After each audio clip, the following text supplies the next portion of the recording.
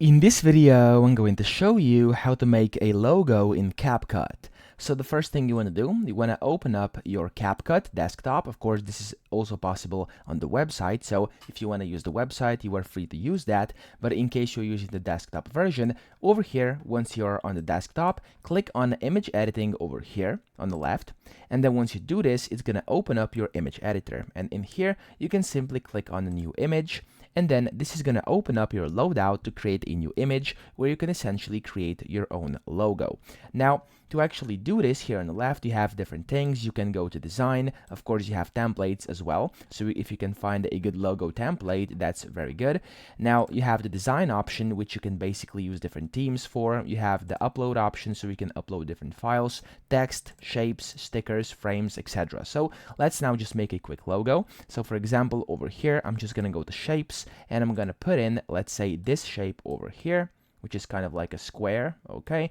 And I'm just gonna recolor it to this light blue, or actually, let's just leave it like beige, okay?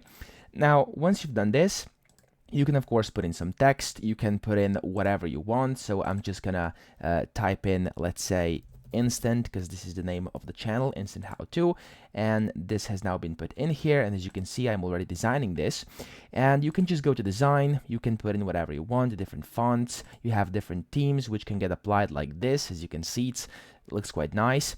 And yeah, up here you can undo and redo different things in case you don't like them or just want to go back.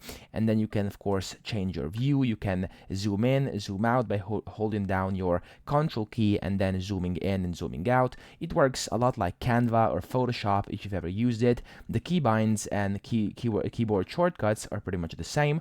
And of course, you have different things over here as well, different frames, stickers, etc., which you can add in whenever you want and however you want, just by clicking different buttons, resizing them, and then dragging them around like this.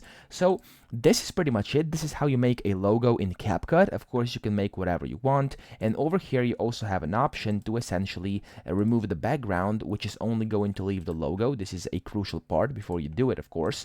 And you can also resize in case that's something you want to do. And you can resize it to a specific size in case you're using it for social media. You can also, of course, resize on your own by clicking on new page, and you can do it as well.